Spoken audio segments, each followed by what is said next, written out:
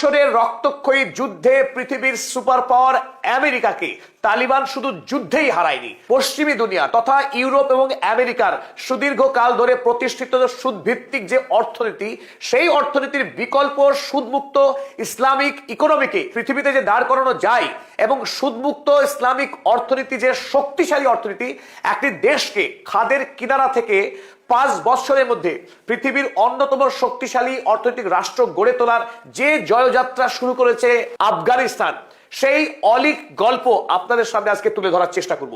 কোন অলিক জাদুতে তালিবান সরকার, যে সরকারকে রাশিয়া ছাড়া পৃথিবীর কোন দেশ বৈধতাই দেয়নি, সেই তালিবান সরকার একটি সর্বহারা দরিদ্র ক্ষুধাপীড়িত আফগান জাতিকে নিয়ে, যে দেশে প্রাকৃতিক কোনো নদী নেই এবং পাহাড়ে ঘেরা অসমতল একটা দেশ, দেশের অধিকাংশ মাটি অনুর্বর, চাষের অনুপযুক্ত, সেই দেশকে কিভাবে মাত্র 6 বছরের ব্যবধানে গোটা দেশে রাস্তাঘাট, রেল লাইন, কৃত্রিম নদী খনন, একাধিক সুবৃহৎ প্রকল্পকে বাস্তবায়নের কাজে এগিয়ে গেছে তালিবান সরকার। এবং খুবই গুরুত্বপূর্ণভাবে ওয়ার্ল্ড ব্যাংক কিংবা ওয়ার্ল্ড মনিটারি ফান্ড পশ্চিমী দুনিয়ার কাছ থেকে কোন রকম টাকা সুদে না নিয়ে, বিদেশি কোনো অর্থনৈতিক সাহায্য ছাড়া, বিদেশি প্রযুক্তি ছাড়া, দেশীয় প্রযুক্তি, দেশীয় টাকার উপরে ভর করে একটা দেশ 5 বছরে ইতিহাস তৈরি করেছে। কোন ইতিহাস?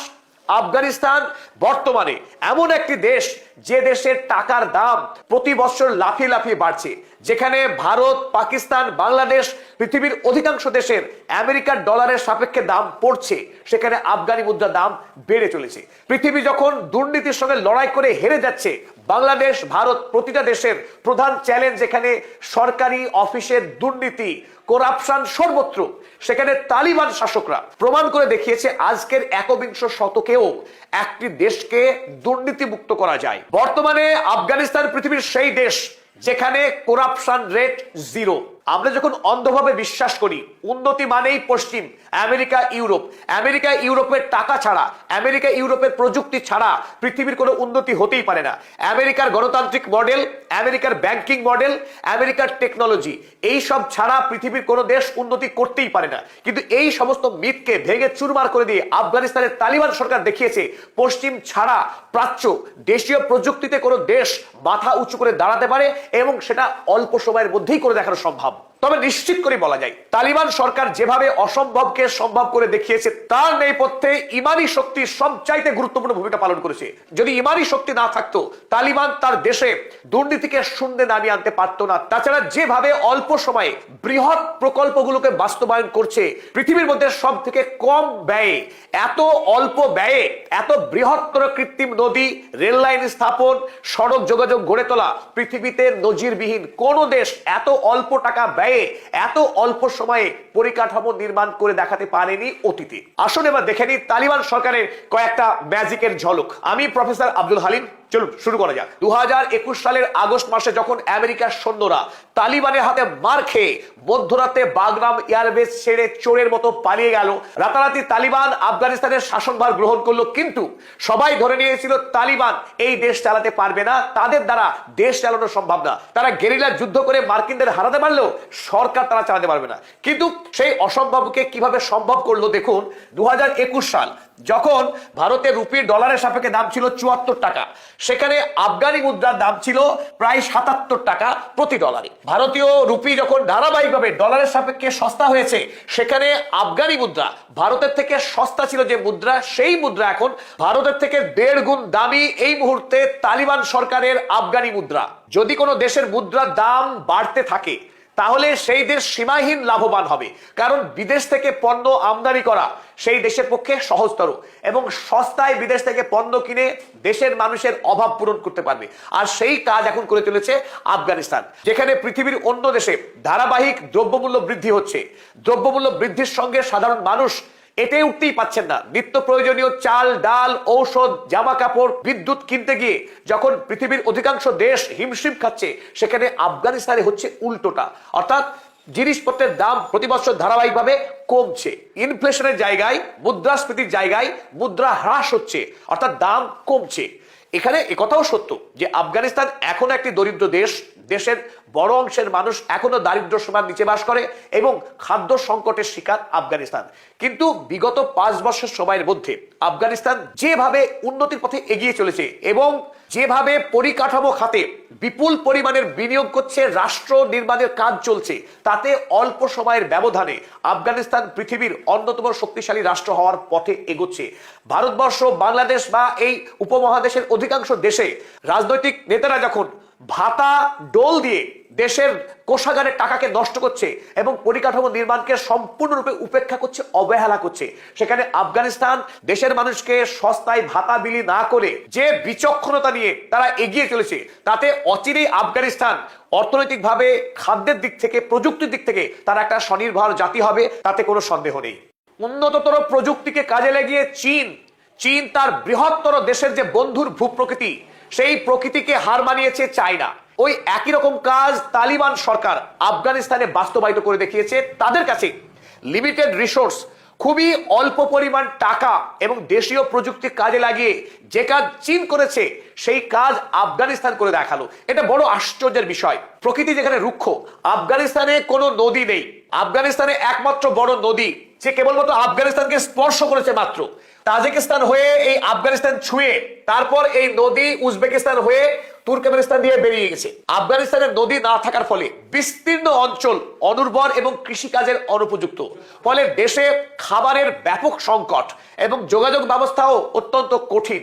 এই সমস্যার সমাধান করবার জন্য এই মুহূর্তে আফগানিস্তান একটি অলিক প্রকল্পকে বাস্তবায়ন করেছে। প্রায় 285 কিলোমিটারের একটি দীর্ঘ কৃত্রিম নদী খনন করে ফেলেছে আফগানিস্তান, যে নদী এই আফগানিস্তানের বাল প্রদেশ থেকে সোজা 285 কিলোমিটার পথ পাড়ি দিয়ে ফারিয়াব অঞ্চলে এসে শেষ হয়েছে। প্রায় 300 কিলোমিটার ব্যাপী এই দীর্ঘ কৃত্রিম নদী, যার প্রস্থ কোথাও 100 মিটার, কোথাও 150 মিটার। এই বিপুল পথ যখন এই নদী পাড়ি দেবে, দুই পাড়ের 550 লক্ষ হেক্টর কৃষি জমি তখন চাষের উপযোগী হবে। এই দুই পাড়ে বিপুল পরিমাণের কৃষি কাজ হবে, ফলে আফগানিস্তান খাদ্যের ব্যাপারে স্বয়ংসম্পূর্ণ হয়ে উঠবে এবং লক্ষ লক্ষ মানুষ তারা কাজ পাবে, তাদের জীবিকা পাবে। এবং তাৎপর্যপূর্ণ বিষয় এই নদী খননের কাজ শুরু হয়েছিল 2022 সালে। 2022 সালে কাজ শুরু হয়েছিল, টার্গেট ছিল শেষ হবে 2028 সালে, কিন্তু 2024 সালে এসেই 90% কাজ শেষ করেছে তালিবান সরকার। এটা পৃথিবীতে রেকর্ড। ধার্য সময়ের আগে কাজ সম্পন্ন করেছে এ বেনজির, বরং নির্ধারিত সময়ের পরে কাজ সম্পন্ন হয়। সেখানে আফগানিস্তান নির্ধারিত সময়ের অন্তত 2 বছর আগে এই কাজ শেষ করে বলে ধারণা। আর এই বৃহত্তর নদী খনন করতে গিয়ে অন্য দেশ হলে অন্তত পক্ষে 30 বিলিয়ন ইউএসডি খরচ হতো, সেখানে আফগানিস্তানে খরচ কত হয়েছে শুনলে আপনি বিশ্বাস করতে পারবেন না। 1 বিলিয়নও হয়নি, কেবলমাত্র 645 মিলিয়ন মতো খরচ হয়েছে এখন পর্যন্ত, যার লক্ষ্যমাত্রা এই 645 মিলিয়ন থেকে বড় জোর খুব বেশি হলে 1 বিলিয়ন ইউএসডি খরচ হবে এই নদী খনন করতে। যেখানে সুয়েজ ক্যানেল খরচ করতে গিয়ে আমেরিকা, ইউরোপের তাবড়তোড় ইঞ্জিনিয়ার দীর্ঘ সময় প্রচুর খরচ করে সেই কাজ সম্পন্ন করেছিল গোটা ইউরোপ, আমেরিকা, মিশর মিলে। আর এই দুরূহ কাজ আফগানিস্তানের ভূপ্রকৃতিকে পরাস্ত করে আফগানি ইঞ্জিনিয়ারের প্রকৌশলে সাধারণ আফগানি যুবক তারা এই কাজ ইতিমধ্যেই প্রায় সম্পূর্ণ করার পথে। যদি দেশের মানুষের দেশপ্রেম না থাকে, সততা না থাকে, নিষ্ঠা না থাকে, এই কাজ কি সম্ভব? 285 কিলোমিটার বিস্তৃত খোসটেপা কৃত্রিম নদী যখন পুরোটা চালু হবে, আফগানিস্তানের পরিবহন, কৃষিকাজ আমূল বদলে যাবে। আফগানিস্তান বর্তমান পৃথিবীতে এখনো সেই বিরল গোত্রীয় দেশ যে দেশে কোনো যাত্রী পরিবাহী ট্রেন লাইন নাই। এতদিন ধরে রাশিয়া, আমেরিকা যে দেশে লুণ্ঠন চালিয়েছে, তারাও যাত্রী পরিবাহী ট্রেন লাইন গড়ে তোলেনি আফগানিস্তানে। এবং আফগানিস্তান একটি স্থলবেষ্টিত দেশ, যে দেশে কোনো সামুদ্রিক বন্দর নেই, ফলে বৈদেশিক বাণিজ্যের ক্ষেত্রে আফগানিস্তানে কোনো মেকানিজম, কোনো যোগাযোগ ব্যবস্থা এতদিন পর্যন্ত ছিল না। তালিবান সরকার ক্ষমতা আসার পর থেকে এই প্রাকৃতিক সমস্যা নিরসন করার উদ্দেশ্যে একাধিক বৃহত্তর পরিকল্পনা গ্রহণ করেছে, যার মধ্যে অন্যতম হলো এই তুরস্ক থেকে চালু হওয়া ইরান এবং আফগানিস্তান এই বৃহৎ রেল লাইন ইতিমধ্যেই তৈরি হয়ে গেছে। বর্তমানে যে কাজ চলছে, এই রেল লাইন থেকে মাজারে শরীফ শহরকে যুক্ত করে এই রেল লাইন সোজা আফগানিস্তানের পর উজবেকিস্তান হয়ে চীন পর্যন্ত সম্প্রসারিত হবে। এই রেল লাইন সম্পূর্ণ হবার পর আফগানিস্তানের পণ্য সোজা চীনে পাড়ি দেওয়া অনেক সহজ হবে এবং চীন থেকে বিপুল পরিমাণে পণ্য আফগানিস্তানে আনাও সহজ হয়ে যাবে। আর অন্যদিকে ইরান হয়ে তুরস্ক এবং গোটা মধ্যপ্রাচ্যের বাণিজ্যের দরজা খুলে যাবে আফগানিস্তানের জন্য।